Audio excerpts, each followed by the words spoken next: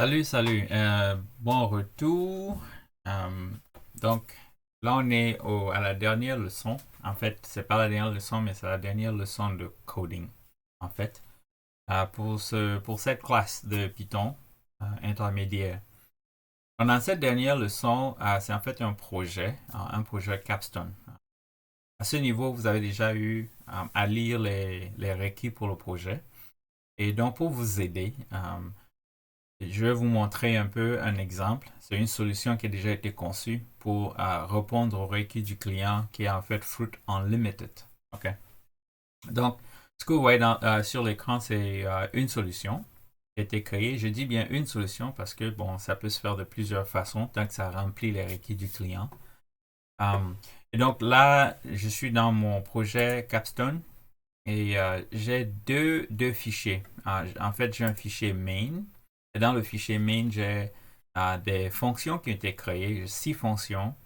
Chaque fonction remplit une condition spécifique et nous allons vous montrer ces fonctions dans la leçon qui suit. Dans le module, dans cette leçon, le module qui suit, on va vous parler beaucoup plus de ces fonctions. Donc, la fonction main, en fait, utilise je veux dire, le script dans le fichier main utilise des fonctions qui y sont écrites, mais ça utilise aussi des classes qui sont définies dans le deuxième fichier qui s'appelle supporting classes. Et donc ici, j'ai importé ces fonctions en utilisant la commande import. Donc j'ai dit dans supporting classes, qui est en fait le nom du fichier, sans l'extension .py, from ce nom du fichier, importer tout. Étoile veut juste dire importer tout. Et donc dans ce fichier, j'ai défini quelques classes. Donc une classe fruit, une classe inventaire, donc inventory, et puis une classe transaction. Donc, ces 4 classes sont définies ici et sont importées pour être utilisées dans le fichier main. Donc ce que je cherche à faire, c'est vous montrer comment est-ce que le code fonctionne. Comme ça, quand vous créez, vous comprendrez bien quels sont les requis. Donc là, je vais exécuter le code. Quand je l'exécute, bon, il m'accueille, bienvenue sur le iStore de Fruit Unlimited, conçu par GroupTechZone, etc., etc. Il me donne un état actuel de l'inventaire qui est qu'il n'y a rien dans l'inventaire parce que je viens juste d'ouvrir le store, j'ai encore rien mis. À l'état des caisses, il n'y a pas de transaction affichée parce que je n'ai pas encore fait de transaction et ça m'amène à l'écran principal où en fait, je peux entrer des commandes. Donc, pour les commandes, je peux entrer 1 pour vente, 2 pour inventaire, 3 pour reporting, qui veut dire des rapports, 4 pour retour, et puis 5 pour sortie du programme. Okay. Bon, donc, je vais commencer par l'inventaire, parce que sans inventaire, je ne peux rien vendre. Il n'y a pas de rapport, etc. Donc, il faut commencer par l'inventaire. Donc, je vais mettre 2 comme ma commande. Et là, ça m'amène sur l'écran d'inventaire, je veux dire. Donc, sur l'écran d'inventaire, ça me dit, OK, entrez votre commande. La commande s'entre en une certaine commande, quantité, prix, identité ou non. Ouais. Donc, en fait, la commande en elle-même ici peut être 1 pour dire nouveau, 2 pour dire mettre à jour ou 3 pour dire supprimer. Donc là, j'ai rien dans l'inventaire, donc je vais d'abord créer des fruits dans l'inventaire. Donc je vais dire 1 pour dire nouveau fruit. Je vais mettre la quantité. Donc disons que je vais y mettre 456. C'est juste un nombre au hasard. Le prix, bon, j'ai envie de mettre quoi des ananas. Donc je vais dire 456. Et puis le prix va être, disons, 1500 francs. Disons 1500 francs. Si on parle du CFA par exemple, ou je ne sais pas, une autre monnaie. Et puis, le nom, c'est ananas. Okay? Donc, ananas, c'est ça. Et donc, quand je mets entrée, donc ça me confirme, OK, aujourd'hui, le 26 décembre à 14h13, vous avez ajouté 456 ananas au prix unitaire de 1500. Okay? Donc, superbe, c'est ça que j'ai fait. Donc, pendant que j'y ai, je vais en ajouter d'autres. Disons que je vais ajouter 768 pommes. Disons une pomme, c'est peut-être 200 francs. Donc, je vais dire 768 pommes à 200 francs. Et ça, c'est la pomme. OK? Donc, et pendant que j'y ai, peut-être des oranges. Je vais peut-être mettre 2000 oranges. OK? Oranges, je peux en mettre beaucoup. Une orange, je vais la vendre à 25. Bon, je vais vendre en gros pour que les gens en achètent beaucoup. Une orange à 25. OK, bien. Donc, bon, j'en ai assez mis dans l'inventaire. Je peux en ajouter, je peux en mettre autant que je veux. Mais bon, ça va. Donc, je vais faire retour. Pour faire retour, on entre juste pour revenir à l'écran précédent. On met R. Donc, je vais mettre R. Ça me fait retourner dans l'écran. Et maintenant, quand je retourne dans l'écran, vous pouvez voir inventaire actuel. J'ai les ananas, j'ai 456 et c'est 1500 par ananas. Les pommes, j'ai 768 et c'est 200 par pomme. Les oranges, j'en ai 2000 et c'est 25 par orange. Remarquez aussi qu'il y a des chiffres en fin, c'est en fait l'identité du fruit. Donc pour entrer une commande, quand on parle d'ananas, il faut utiliser 12 pour identifier, pour que la machine comprenne qu'on parle de l'ananas. 55 pour les pommes, 41 pour l'orange. Ne vous inquiétez pas, c'est pas en ordre parce que je prends juste un nombre aléatoire pour assigner comme une identité. Donc maintenant que j'ai quelque chose dans l'inventaire, essayons les ventes. OK, donc là, je vais aller dans l'écran des ventes en tapant 1. Vous voyez, la commande de vente, c'est 1. Je tape 1, je fais entrer. Et là, maintenant, je suis dans l'écran des transactions de vente. OK. Donc, dans cet écran, je peux faire la vente.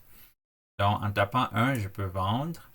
En tapant 2, je peux rembourser, donc reprendre quelque chose que j'ai vendu ou bien retourner dans l'écran précédent en tapant 3 ou bien R. Donc, je préfère taper R, c'est beaucoup plus simple. Voilà. Donc, ça s'écrit un peu comme la commande qu'on a utilisée pour ajouter les choses. Donc, vous vous rappelez tout à l'heure, on écrivait 1, 456, 1500, ananas, etc. Donc, ici, on va faire la même chose. La commande, c'est 1 pour vendre. Donc, je veux vendre quoi? Essayons de vendre, disons, des ananas. OK, donc je vais vendre 25 têtes d'ananas. Et je vais indiquer le prix auquel je veux vendre. Parce que le prix n'est pas automatiquement le prix dans le système. Donc, par exemple, j'ai mon stand et puis j'ai mis 1500 par tête d'ananas, mais quelqu'un vient acheter, je peux le lui vendre un peu moins cher ou plus cher, dépendant. OK, généralement moins cher. Parce que le client ne va pas payer plus. Donc, il a bien négocié. Donc, je lui vends une tête à 1250. OK. Alright. Maintenant, ça dit identité ici. Donc, je dois mettre l'identité de l'ananas. Et l'identité de l'ananas, c'est 12. Donc, je mets 12 pour indiquer qu'en fait, je suis en train de vendre l'ananas. Et ça me dit, OK, vous avez vendu 27 têtes d'ananas à 1250 francs. OK. Bon, je vais aussi vendre, disons, les oranges. Et il y a quelqu'un qui s'est présenté, qui veut acheter la moitié de toutes mes oranges, donc 1000. Et il veut acheter ça. Moi, je vendais à 25 francs. Lui veut acheter à 15 francs. Mais on a discuté, on a tablé sur 18. Donc, je lui vends ça à 18 francs. OK? Et l'identité de l'ananas, de l'orange, pardon, c'est 41. Donc, je vais lui dire, OK, je vends les oranges. Et il me dit, OK, vous avez vendu 1000 oranges à 18 francs l'unité. Bon, quand j'ai fait la traduction, il y a quelques logs où je n'ai pas vraiment traduit. Ça écrit ici en français. En anglais, bon, c'est OK. Ça peut se traduire et se fixer dans le programme. C'est un peu ça le thing. Donc, disons, je vends les ananas. Et puis, rentrons un peu voir. Donc, je vais faire un retour pour que nous regardions un peu l'inventaire. Donc, si vous voyez l'inventaire, vous allez voir que les oranges, maintenant, il n'y a que 1000 dans l'inventaire parce que je viens de vendre 1000 oranges. Si vous regardez l'inventaire des ananas, vous allez voir que ça a aussi diminué. L'ananas c'était 456 et maintenant l'ananas c'est 431 parce que j'en ai vendu. Ok? Mais maintenant, l'état des caisses. Vous voyez, un peu plus haut, l'état des caisses disait qu'il n'y avait pas de transaction. Maintenant, l'état des caisses me dit que j'ai 49 250 francs en caisse. J'ai fait 2 transactions. Et ça me parle de transactions en me donnant un peu de détails. OK? Ça dit voici les dernières transactions. En fait, j'ai programmé pour que ça donne juste 5 transactions. S'il y en a plus, ça ne va pas afficher tout. Si vous voulez voir toutes les transactions, alors vous allez partir à Reporting, qui est en fait là où on regarde les rapports. Mais rentrons un peu dans Vente et faisons quelque chose. Disons que celui qui a acheté 1000 oranges a commis une erreur. Okay? Il voulait vraiment acheter 500. Donc, il veut me retourner 500 oranges. OK. Donc, je peux lui dire, OK, bon, je reprends 500 oranges. Il a acheté à 18 francs, mais je vais reprendre à 17 francs. Parce que, bon, il va falloir gérer la caisse, les transactions, etc. Donc, je vais reprendre ça à 17 francs. Et j'indique à la machine que, en fait, il parle des oranges. Et 41. OK? Et là, ça me dit, OK, j'ai pris un retour à 17 francs. OK? Et là, je peux retourner à la page principale et vous allez voir, en fait, que là, les oranges, j'en ai 1500 maintenant dans le système. Et vous allez voir que l'état des caisses, mon argent a diminué. C'était plutôt c'était 49 250, maintenant c'est 40 750. Et vous allez voir que en fait, il y a 17 francs de retour qui a été enregistré. Donc, c'est un peu comme ça que ça fonctionne pour les ventes, l'inventaire, etc. Et on va un peu aller à Reporting pour voir comment on fait des rapports. Donc, dans le rapport, on peut voir l'inventaire, on peut voir le journal d'inventaire, les ventes, journal de vente, etc. Donc, essayons avec l'inventaire d'abord. Vous allez voir, j'appelle l'inventaire, ça me donne l'information. Je peux dire, OK, je veux un journal d'inventaire. Je veux savoir quels sont les changements d'inventaire qu'il y a eu. Et là, il y a eu 3 changements parce que j'ai ajouté quelque chose dans l'inventaire. Ici, ça n'enregistre pas les changements qui sont dus aux ventes et au retour. Ça enregistre beaucoup plus si j'ai ajouté quelque chose dans l'inventaire ou bien si j'ai retiré quelque chose dans l'inventaire. Parce que vous pouvez aussi retirer des choses. Okay? Et puis, là, je peux aussi, qu'est-ce que je peux faire? Je peux regarder les ventes. Donc, dans 3, je peux regarder les ventes. Et quand je regarde les ventes, ça me donne l'état des caisses et les dernières transactions.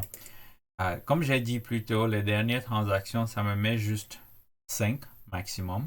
Si je veux voir toutes les transactions, alors je vais dans Vente journal qui est 4. Et dans Vente journal, je peux juste voir le journal des ventes. Et ici, ça va mettre toutes les transactions, quel que soit le nombre. Donc, c'est un peu comme ça que ça fonctionne. Là, je rentre dans mon écran principal et je vous ai montré toutes les parties et je suis prêt à sortir du programme. Mais il y a un problème parce que dès que je sors du programme, je perdrai normalement toutes les informations. Alors, quand vous créez un programme que vous voulez donner à quelqu'un, la personne va utiliser aujourd'hui pour vendre et le lendemain, la personne va toujours redémarrer le même programme pour l'utiliser. Ce qui veut dire que les données que je viens d'entrer doivent pouvoir être sauvegardées pour être utilisées la prochaine fois que je relance le programme. Alors, j'ai créé une fonction qui s'appelle Save Store, qui est juste sauvegarder la boutique, qui sauvegarde en fait les informations. Donc, toutes les informations sur l'inventaire, le journal d'inventaire et puis le journal des ventes. Je n'ai pas implémenté une fonction pour sauvegarder les ventes elles-mêmes, mais ça peut aussi se faire, je ne l'ai pas juste fait. Vous n'êtes pas obligé de faire ça, mais au moins sauvegarder le journal. Donc, ce que je fais pour sauvegarder, c'est que je sauvegarde juste dans les fichiers. Et donc, je vais vous montrer. Si vous regardez ici, sous le projet Capstone, où j'ai juste 2 fichiers. Okay? Là, quand je vais sortir du programme, comme je vais faire en utilisant la commande 5. Là, je sors. Si je repars au projet Capstone, vous allez voir que maintenant, il y a plus de 2. Donc, il y a 3 autres fichiers qui sont ajoutés. Ces fichiers qui sont ajoutés, c'est Inventory, qui est en fait l'inventaire, Inventory Log, qui est en fait le journal d'inventaire, et Transaction Log, qui est en fait le journal de transaction. Donc, je vais ouvrir Inventory. Vous voyez, effectivement, il y a l'ananas, la pomme, l'orange, etc. Ici à l'intérieur. Et donc, je peux venir directement dans ce fichier ajouter des fruits si je veux, si c'est beaucoup plus facile. Il y a aussi le log, qui est en fait le journal d'inventaire, qui prend tout ce qu'on a fait, comme les ajouts, etc., etc. Et puis le journal des ventes, vente et retour, quoi. Donc, ça dit, j'ai vendu 2 choses, j'ai pris un retour. Okay. Donc, tout ça est sauvegardé. Et pour vous montrer que c'est sauvegardé, là, je vais tout enlever. Je vais faire retourner le programme. Et quand je retourne le programme, vous voyez qu'effectivement, l'inventaire est sauvegardé et est retourné. Parce que j'ai une fonction qui utilise le fichier pour restaurer l'état du magasin ou de la boutique. Par contre, l'état des caisses n'affiche rien parce que je n'affiche que ce qui a été fait dans une certaine session pendant que vous faisiez tourner le programme. Par contre, tous les journaux sont gardés. Donc, si je rentre dans Reporting, je vais dans le journal des ventes, qui est en fait le numéro 4. Vous allez voir qu'il y a les ventes de la dernière fois qui sont là. Donc, je peux voir l'ananas, etc. Tout ce qu'on a vendu, tout est gardé. Donc, c'est un peu ça. Et maintenant, c'est à votre tour de construire le programme et de pouvoir délivrer un produit fonctionnel à Fruit Unlimited.